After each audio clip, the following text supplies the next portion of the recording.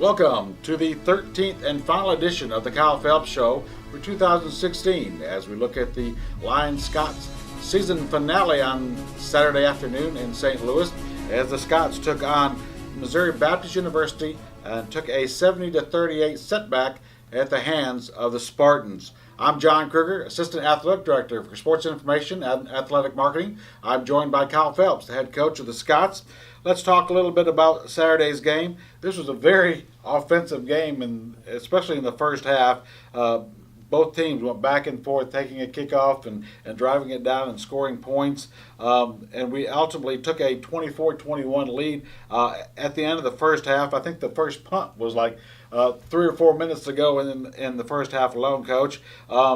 You must have been pleased with the way the offense came out of the gates. Yeah, I think overall our whole team was just playing well. I mean, it was a heavyweight fight. We were just exchanging blows. I mean, they would score, we would score, they would score, we would score. And, I really thought that the first team that would come up with a turnover would win the football game. And, we were the first team that came up with it on that muff punt that hit the guy's leg, things like that. But, just didn't quite work out that way.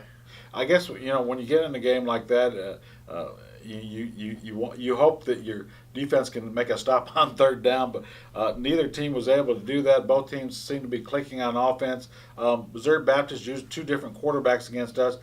Was it very difficult when they made the switch from one quarterback to the other? No, it wasn't. It was one that we were prepared for. We knew that could happen and probably would happen.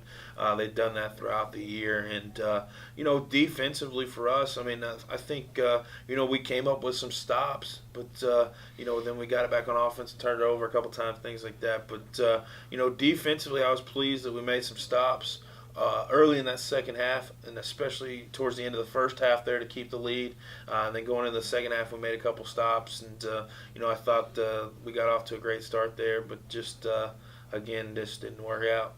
One of the things that I started thinking about as I was watching the game and as the game went on, especially in the first half, was we scored first, obviously, and then they came back, and it went back and forth. But it was, I guess, a good indication of the program, where we're going. The fact that every time they scored, we didn't get down. We just came back and kept on fighting. That's a great indication of how the program has been moving forward. Yeah, absolutely. I think that's the big thing, and that's what we talk about all the time. Is just the building blocks that we've made and building, the steps we've taken in this program this year, and it's been just a continual building process. And when you are in a game like that where you're just exchanging blows, it's easy to get discouraged or get down on one aspect of the game or whatever. But our guys just kept fighting and kept battling, and we knew that we could take it down there and score on offense, and on defense we were just trying to get a stop. And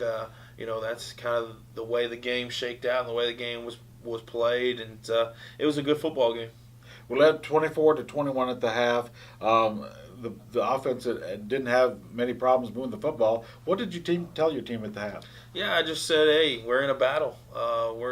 It's exchanging blows, and we've just got to come out and defensively we need to come out and try and make a stop on the first drive and keep momentum. And then on offensively, we just need to continue to pound the football and do the things we were doing on offense. And that was the main thing was, hey, just keep battling, keep fighting, and keep playing the way we're playing.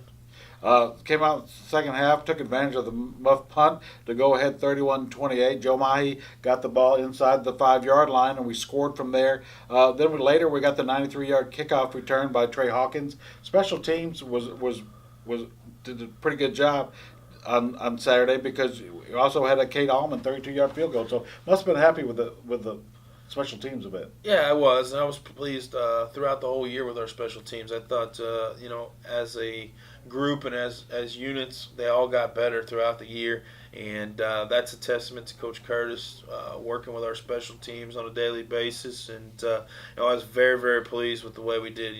I think that was the first touchdown we scored on special teams this year, so that was nice to see that we got one of those. And we just on punts and things like that, Joe's always flying down there, the first guy there usually on most things because they don't block the center. And he pounced on that football. He saw it and got on it. And, Trey's a dynamic return man.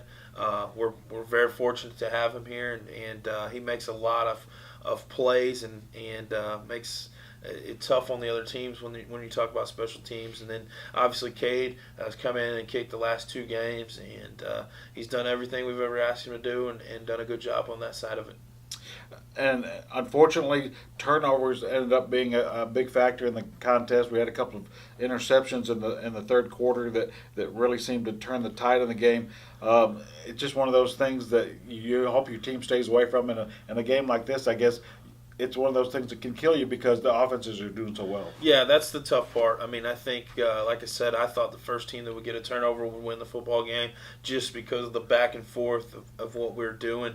But you're right. On offense, yes, we threw a couple interceptions. We turned the ball over, and, that did change some momentum, slid momentum back to their side. And, I think both of them happened on our end of the field too, which gave them short fields. But it's one thing that when you're throwing the ball a little bit more than you normally do and things like that, it's going to happen at some point in time. But you hate to see it happen and continue to happen and things like that. But it's just part of the game, and we just kept battling, kept going throughout the rest of the game. Scots finished the game with 430 yards of offense, which was the 5th time this season the Scots had gained over 400 yards in a game. The offensive also set a record with 2,886 yards on the ground this year, which is 6th in the nation. Talk about the way the offense has improved from this year to last year, and has the production has gone up as the season has gone on. Yeah, I think from last year to this year, it's just experience in a lot of ways. Everybody was a year older that got to play. We had more guys that we could spread the ball around to as far as in the run game. I think Mike had 75 less carries to 100 less carries, something like that this year, and broke his rushing record from last year. And it's just a testament to Coach Daniel and the tweaks and adjustments he makes on a weekly basis for our offense to get our guys in the best positions to continue to succeed. And that's what they did. They continued to work. They continued to grind each and every week to make little tweaks and adjustments, and to just keep grinding, keep going, and trying to get as many yards as they could.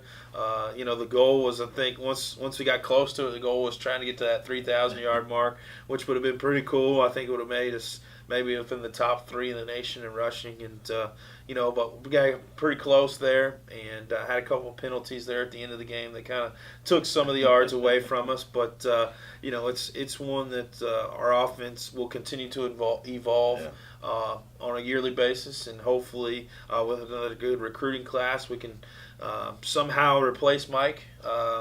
Which will be a very, very tall order, but somehow we can replace him and keep the ability to run multiple guys in there and multiple guys run the football every week. That's great. Again, Michael Bowles finished the season with 1,457 yards, which is 4th in the nation. He averaged 132.6 yards per game, which is 6th in the nation. And he had 1,617 all-purpose yards, which was 8th in the nation. Trey Hawkins led the nation this year in kickoff return yards, 1,047 yards. He averaged 29.1 yards on kickoffs, which was 8th in the nation. Dwayne Robertson ran for over 700 yards, and he threw for over 1,000 yards, which is a first for Lyon College in the modern day. Dwayne was such a dynamic aspect of our offense because he took some of the pressure off Michael, didn't he? Because most of the time everybody was putting 8 men in the box and they were trying to capitalize on it. That kind of took some of that pressure off, didn't it? Yeah, absolutely. Dwayne's a dynamic athlete as well. And he when they put 8 guys in the box, there's certain reads he can make where he can take it and pull it and run. And I think you saw that this past weekend against Missouri Baptist early in that football game. They were keying on Mike, and they were coming down and crashing in, and he was getting a chance to pull the ball and run around the edge. And he's a good athlete, and runs the offense the way he needs to run the offense. And it's great when you have 2 guys back there at the same time that they have to worry about and have to try and defend. And I'm very pleased with the way that Dwayne ran the ball this week. So the Scots finished the season 3-8 in the Central States Football League. We finished with a 2-4 record. Arizona Christian won the conference championship once again this season. On Saturday, they clinched a 6-0 conference race, so they won the conference for the second consecutive season.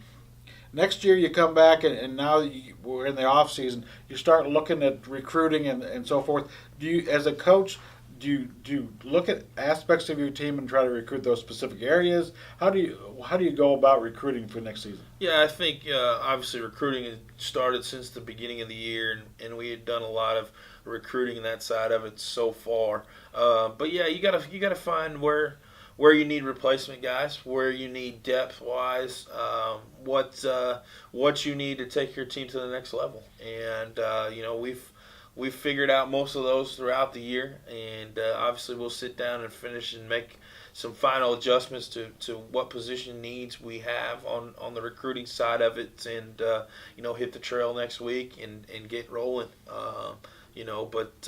Every time you go on the recruiting side, you definitely look for who you got to replace, but you also look for building in depth and different things where we're getting to be a little bit older football team now. We'll be going into our third year coming up, and so we'll have some of those juniors, some older kids, and we've got to get some freshmen in here that can learn from those guys, and we also got to get some freshmen in here that can be playmakers to start with. So there's a lot of things that go into the recruiting side. So recruiting's a big thing from now until we get into spring ball. Now, I guess when you're recruiting at players, you not only look for the athletic side of it, but at Lyon College, because of our strong academics, you got to look for the right fit, don't you? Yeah, you do. That's a big thing here is the academic side of things.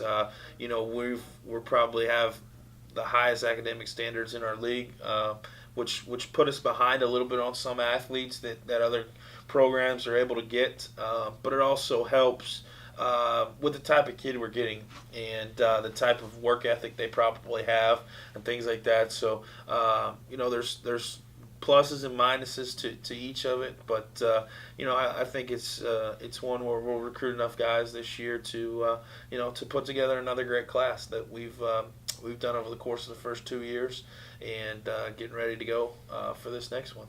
I guess in any team, you're looking at things to draw student athletes from high school to want to come to play here. This year we won 3 games, won 2 conference games, won 2 out of 3 at one point in the season. Those are all things that you can use to help be a draw for students, isn't it? Yeah, it's definitely a draw. We went from 0-11 last year to 3-8 this year to who knows what next year. But that's progress. That's what kids look to see is that hey, they were 0-11. They've built some things. They've done some things. They're now 3-8. They won some league games. We were in a lot more league games than we won. So there was opportunities there to stay in the conference race for a little longer. But those are all building blocks. Those are all things that kids look forward to. And, I think that, with us having players of the week each week and, just things like that they go, okay, they got players there and things to build on, and there's an opportunity there. And that's what we give. We give the kids an opportunity to come in and play college football, and hopefully the right guys take our opportunity, and we build another great class. Sounds good. Well, Coach, congratulations on taking a big step this year from last year, and hopefully next year we can take another big step and keep going from there. We thank you everybody for joining us this year for the Kyle Phelps Show, and we appreciate your support throughout the season, home and on the road, and we hope that you will continue to follow us on lionscots.com as we go into the off season and track the recruiting of the Scots for 2017 and talk about the spring game coming up later on in the spring. This is John Kruger. Thank you for the Kyle Phelps Show and joining us this whole season, and hope that you'll continue to be a Lion Scots supporter.